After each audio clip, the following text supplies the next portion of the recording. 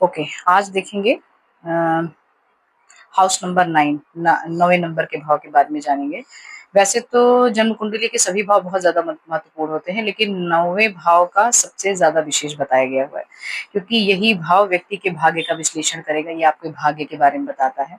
भाग्य भाव से भाग्योदय मतलब कि कब भाग्य का उदय होगा, शील है मतलब कि कब आपको शील, तप, धर्म परिवर्तन या फिर तीर्थ यात्रा, ईश्वर की प्राप्ति, दान्य पुण्य, फिर जो है और मानसिक वृत्ति, राज्य भोग, आकस्मिक लाभ, दूसरी पत्नी से पुत्र या फिर दीर्घ यात्राओं का ज्ञान इसी भाव से मिलता है।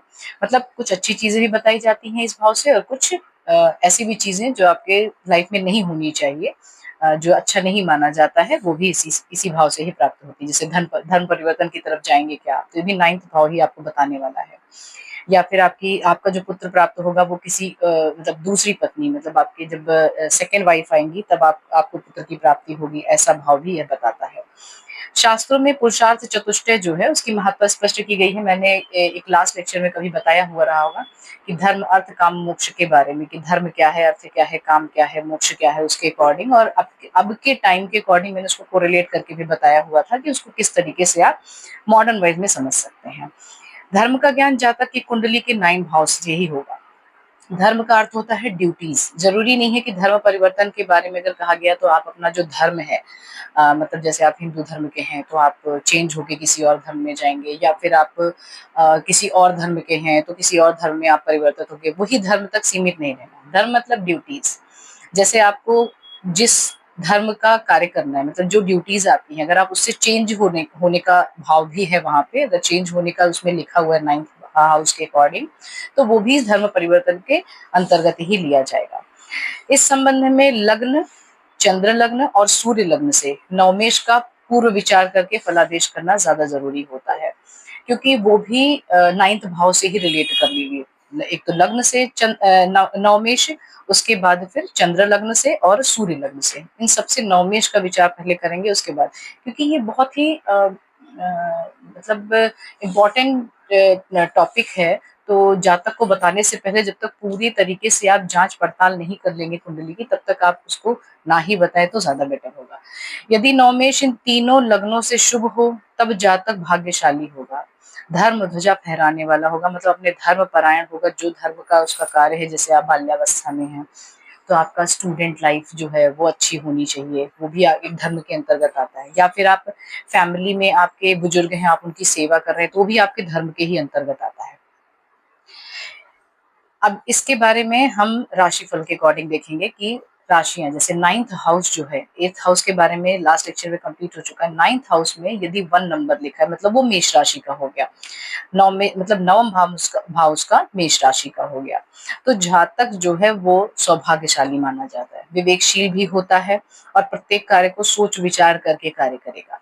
मतलब क्या है कि जब तक उस पे उहापोह नहीं हो जाएगा, मतलब आप उस पे कीन ऑब्जर्वेशन नहीं कर लेंगे, तब तक वो काम आगे नहीं बढ़ाने वाला। उसे प्रायः अर्थ का अभाव रहेगा। अर्थ का अभाव मतलब कि उसको धन की प्राप्ति उतनी ज्यादा नहीं होने वाली, क्योंकि उस पर अनपेक्षित व्यय भार पड़ता रहता है। इतना वो धर्म परायण रहता है कि किसी न किसी कार्य में उसका व्यय होता ही रहेगा। इसीलिए ऐसे जातक की आय भी व्यय से न्यून हुआ करती है। मतलब जो 11th हाउस है उसमें आप देखेंगे तो उसमें ऐसे ग्रह बैठे रहेंगे जिसकी वजह से उसकी आय कम होगी, लेकिन व्यय हमेशा उससे ज्यादा ही रहता है। उसे चौपायों के व्यापार से लाभ मिलेगा। मतलब अगर उसने गाय है, भैंस है, बकरी है, ऐसी चीजों से अगर कोई व्यापार करना स्टार्ट किया तो उससे ज्यादा अच्छा लाभ प्राप्त होता है। यहाँ मंगल चतुर्थेश और नवमेश बन जाता है ऐसी कंडीशन में, यदि फर्स्ट लिखा हुआ है नवम हाउस में तो। अतः यदि बलवान है तो जातक को धन, मान और अधिकार उसी अनुपात में मिलते रहते हैं। ऐसा जातक भूपति होता है, मतलब ढेर सारे उसके पास में भूमि की प्राप्ति होती है, उसे माता का भी अच्छा सुख मिलता है और राज्य पक्ष से भी सम्मान मिलने की संभावना रहती है। इट डजंट मीन कि अगर लिखा हुआ है तो आप राज्य के पक्ष से आप सम्मान प्राप्त ही होना है, ऐसा नहीं होता है, प्राप्त हो सकता है। यदि मंगल निर्बल है, ऐसे कंडीशन में पिता का अरिष्ट होता है, वह जातक पिता के लिए अरिष्ट होता है, मतलब उसको पिता से थोड़ा सा दूरी बना के रखेगा, पिता के लिए उसको अच्छा नहीं माना जाता है। अब आते हैं 9th हाउस में यदि 2 लिखा हुआ है, मतलब वो वृषभ राशि का 9वां हाउस हो गया। यदि 9वां भाव में वृषभ राशि है, तो ऐसे जातक के धर्म के प्रति अगाध श्रद्धा होती है। वो अपने धर्म के प्रति एकदम अटूट प्रेम में रहते हैं और वह अपने धन से दीन जन जो होते हैं उनकी पालन पोषण भी करते रहते हैं। अतिथियों का आदर करना भी, ये सब धर्म के अंतर्गत ही आता है। अगर आप सद्वृत्त के बारे में देखेंगे या धर्म के बारे में देखेंगे, तो जितने भी नॉर्म्स बताए गए हुए हैं हमारे बुजुर्गों के द्वारा, वो सब धर्म के अंतर्गत ही आते हैं। तो जैसे वृषभ राशि वाले बता रहे हैं कि जब वृषभ राशि होती है 9वां हाउस में, तो क्या क्या कर सकते हैं, वे सब धर्म के अंतर्गत ही आएंगे। जैसे दीन जनों की पालन पोषण करना, या फिर अतिथियों का आदर करना, याचकों को धन वस्त्र गौ आभूषण ये सब दान देते रहना, समय अनुसार दान देते, ये सब वृषभ राशि करेगी। अगर वृषभ राशि का 9वां हाउस में रहना ये सब जातक को करने के लिए प्रेरित करेगा। मूलतः देखा जाए तो उसे अशरण शरण भी कहा जाता है। मतलब ऐसा जातक विद्वान और सच्चरित्र होगा, समय को पहचान कर विवेक युक्त प्रिय वचन कहता है। मतलब कि अपने समयानुसार, कभी-कभी ऐसी चीजें होती हैं कि आपको अच्छे बुरे वक्त पे भी अच्छे शब्द नहीं याद आते हैं, वो ये जातक बहुत अच्छे से कर ले जाते हैं कि मतलब समय को पहचान कर, पहले तो समय को देखेंगे किस तरीके के शब्द यूज करने हैं और उसके अकॉर्डिंग वो प्रिय वचन कहेंगे। बाल्यावस्था में बहुत कष्ट उठाते हैं, शिक्षा प्राप्ति के लिए उसे भटकना भी पड़ता है, लेकिन अंततः उच्च शिक्षा प्राप्त कर ही ले जाते हैं ये लोग। उत्तर वय, मतलब जो लास्ट वाली वय है, उसमें जीवन के सभी सुख प्राप्त होते हैं। ऐसे जातक को स्वतंत्र व्यापार में ही अधिक सफलता मिलती है। मतलब वो किसी के अंडर में अगर काम करेंगे या जॉब वॉब करेंगे तो उतनी ज्यादा सफलता नहीं प्राप्त कर सकते हैं। ये हमेशा फ्री शेल होके अगर काम करेंगे, व्यापार वगैरह स्वतंत्र होके, तो ही इनमें ज्यादा सफलता मिलती है। यदि ऐसा जातक सेवारत हो तो प्रगति धीरे धीरे होती है। अगर ये जॉब भी कर रहे हैं तो उतनी जल्दी प्रगति नहीं होने वाली है। यहाँ शुक्र नवमेश और द्वितीयेश बनता है, अतः यदि बलवान हो तो विपुल धन की प्राप्ति कराएगा, लेकिन अगर निर्बल हो तो सारे धन का नाश और राजकीय दंड भी मिलने की संभावना होती है। देखिए, प्रत्येक हाउस और हाउस में बैठे हुए ग्रह, हाउस में बैठी हुई राशियां, ये सारे अच्छे और बुरे दोनों ही पहलू से बताई गई हुई हैं। ठीक है, नेक्स्ट आते हैं, यदि 9th हाउस में 3 लिखा हुआ है, मतलब तीसरे नंबर की राशि है। यदि जन्म कुंडली के 9 में मिथुन राशि है, तो जातक धर्म स्वरूप हो जाता है। मतलब जैसे देव, गुरु, ब्राह्मण और इन सबका आदर सत्कार, अगेन वही अच्छे अच्छे कर्म करने वाले, दीनों पर दया करने वाले, अतिथियों को भोजन कराता रहेगा, सात्विक और सरल स्वभाव का होता है।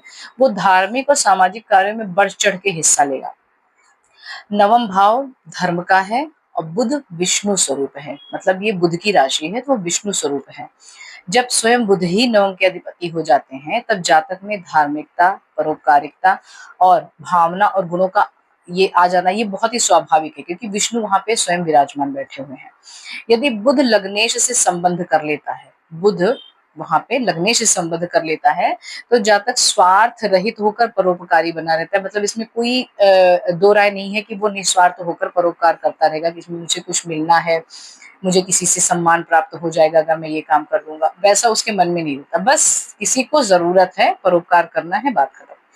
लेकिन बुध यदि निर्बल स्थिति में है, जातक के भाग्योदय में तो विघ्नकारी होंगे ही साथ मातुल और मौसी की भी हानि कर सकते हैं। मतलब ये अपने जो मामा पक्ष से मम्मी की बहन होती हैं या मातुल पक्ष जो है, उनकी भी हानि करते हैं ये लोग।